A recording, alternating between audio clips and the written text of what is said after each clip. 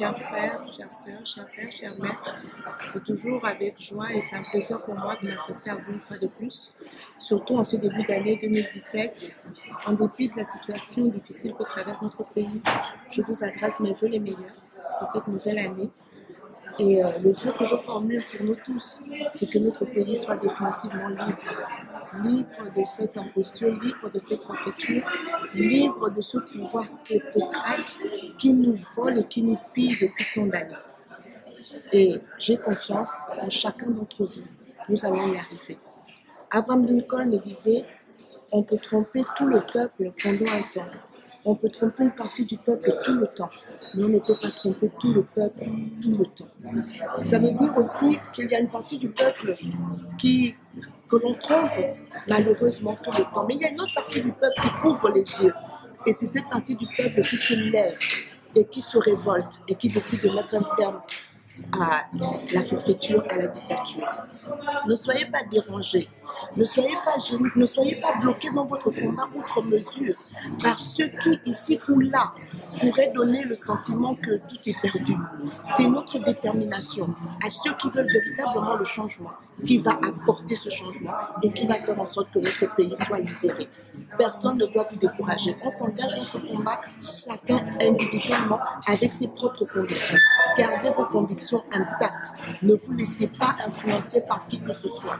Le régime qui dirige le Gabon est un régime dictatorial. C'est un régime qui a mis le pays par terre en 50 ans. Le Gabon aujourd'hui est un exemple négatif sur tous les plans économiques, sociaux, politiques.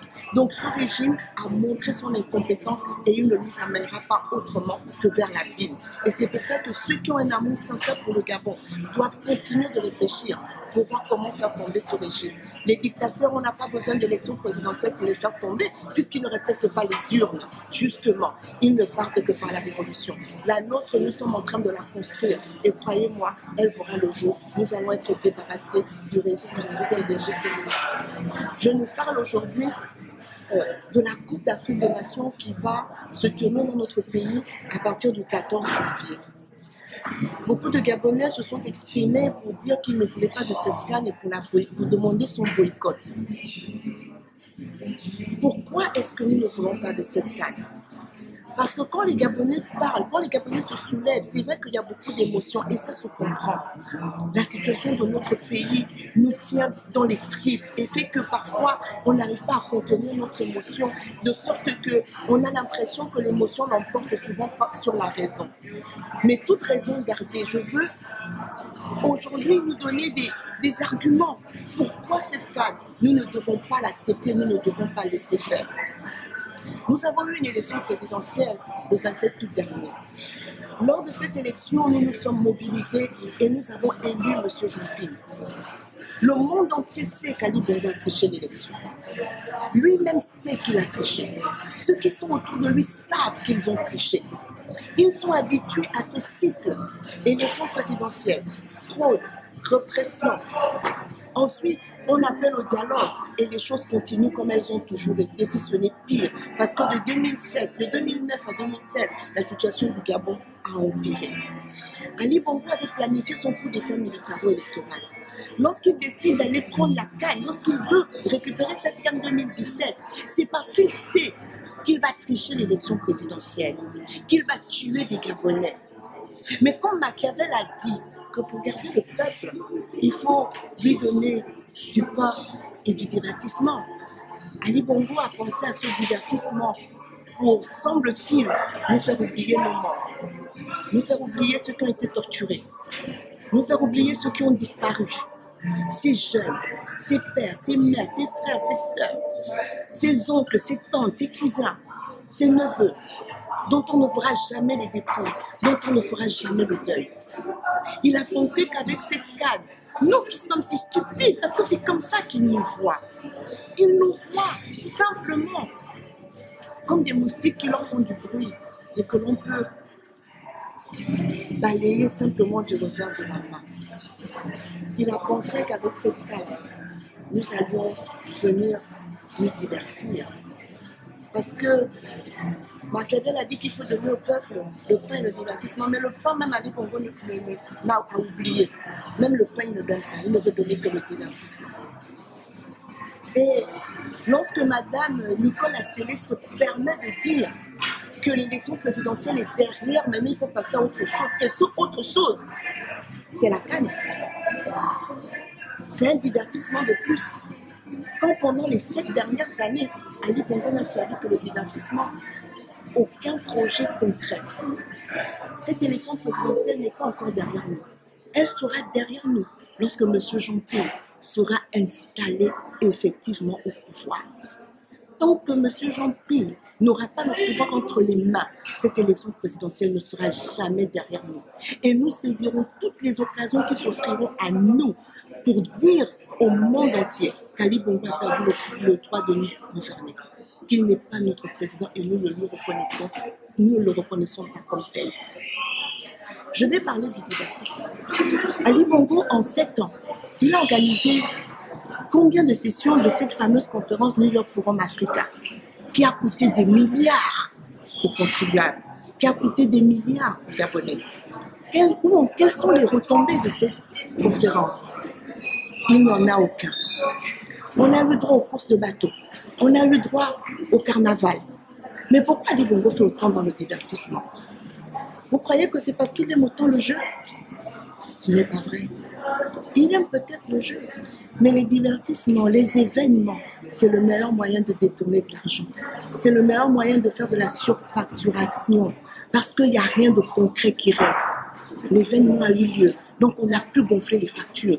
Et cela passe comme inaperçu, parce que l'événement a quand même eu lieu. Il n'a pas réalisé de projet concret. D'abord, il en est incapable. Regardez les logements. Il a dit 35 000 logements. 5 000 logements par an. Il n'a plus que au lieu de 35 000 en 7 ans, on a eu droit à 800 logements. Ils ont commencé la marina au bord de mer à Libreville. Elle est toujours en chantier. Ils ont commencé la route à la sortie de Libreville en Toum. Il n'y a toujours rien. Les écoles, il n'en a pas construit une seule. Le système scolaire au Gabon est quasiment délabré. Nos enfants s'asseyent par terre dans un pays producteur de bois. Le même bois qu'il a dit qu'on n'exportait plus sous forme de grumes. Mais donc on a retrouvé un bateau plein au large de la France pour dire combien ces gens sont sans parole. Quelqu'un m'a dit récemment que c'était le ministre Mungunga n'a pas construit d'école pendant qu'il était ministre. Aujourd'hui, il est dans l'opposition. Mais on oublie qu'Ali Bongo a mis en place l'Agence nationale des grands travaux et que cette agence a retiré à tous les ministères leur budget d'investissement et que lui-même est resté PCA de cette Agence nationale des grands travaux pendant près de 4 ans. Donc les investissements qui n'ont pas eu lieu, les logements, les écoles, les soi-disant hôpitaux construits mais sans médicaments, c'est bien la NGT qui devait les construire, sans vouloir dédouaner qui que ce soit. C'est un système qui est là, rien que pour voler. Où est parti l'argent qui aurait dû faire les écoles?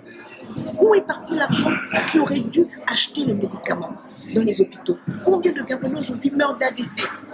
Mais s'il y avait eu suffisamment de scanners pour dépister, détecter ce genre de maladie, combien d'enfants auraient encore leur père? Combien d'enfants auraient encore leur mère? Cet argent est parti où? L'argent des logements sociaux, c'est ce que l'on fait. Et quand des familles se retrouvent dans la précarité et viennent squatter des logements, on les met à la rue un 27 décembre, à la veille de fête de fin d'année, comme du bétail. Et les soi-disant ministres qui devraient protéger la population, les procureurs viennent s'en réjouir. Opération de déguerpissement réussie. Et 2 semaines après, on vous invite à venir faire la fête du football. Le football n'est-il pas un sport qui véhicule des valeurs? Et parmi ces valeurs, la solidarité. Parmi ces valeurs, le patriotisme. Mais comment peut-on être fier d'un pays qui vous maltraite? D'un pays dont les dirigeants vous montrent que vous n'avez aucune valeur, qui ne se soucie pas de vos besoins. Il organise ce genre d'événement que pour se mettre l'argent dans les poches. Regardez la première canne. Comment se fait-il que la première canne a coûté 400 milliards? La deuxième va coûter 463 milliards, inscrit dans la loi des finances. Elle coûte plus cher que la première alors qu'on est censé avoir déjà un minimum d'infrastructures puisqu'on a déjà organisé une première CAN. On voit qu'on est dans la surfacturation. On voit qu'on est dans le détournement. Le stade de Libreville, dont la réflexion a commencé avant la première CAN, n'est toujours pas refait. On est encore en train de construire les stades, alors que la CAN aura lieu la semaine prochaine. Nous ne pouvons pas laisser faire. Voilà les raisons pour lesquelles nous estimons que cette CAN aujourd'hui est illégitime. Elle ne se justifie pas dans notre pays. Nous n'en avons pas besoin. Quand dans d'autres pays, ce genre d'événement rapporte de l'argent, au Gabon, il est juste un moyen de faire sortir de l'argent. Aujourd'hui, ils sont prêts à distribuer les billets gratuitement pour que les gens aillent dans les stades. Donc où est l'intérêt? Où est l'intérêt? Les billets ne se vendent pas. Où est l'intérêt? Aujourd'hui, ils vont payer des gens même pour que les gens aillent dans les stades. Ils vont payer les gens pour que les gens aillent dans les stades. Donc on est toujours dans la mascarade. Mais qui n'aiment pas le Gabon? Ce sont eux qui n'aiment pas le Gabon. Ce sont eux qui n'aiment pas les Gabonais. Un tel égoïsme est surréaliste. C'est impensable qu'on puisse piller à ce point un pays. Ils nous prennent pour des moustiques. Mais qui a déjà passé la nuit avec un moustique qui lui fait du bruit dans sa chambre? Nous allons les empêcher de dormir.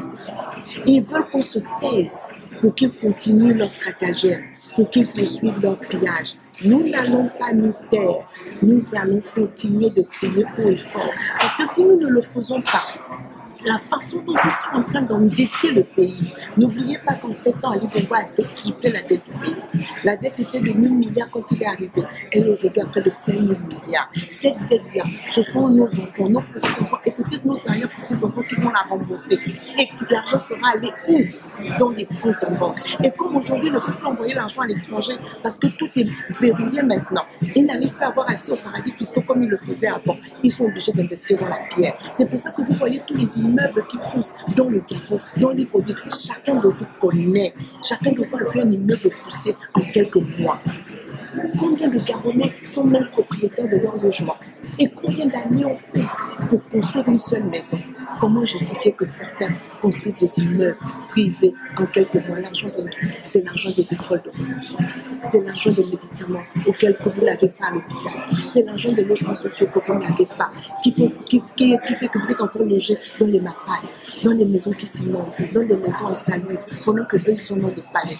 Qui peut justifier que le fils du président Ali Bongo, qui n'a que 30 ans à peine, se retrouve avec des immeubles? Il a travaillé où? Il a investi où? C'est le vent, c'est le pillage. Ils vont faire leur canne. Ils vont encore détourner de l'argent. Mais vous, votre vie sera quoi après la canne?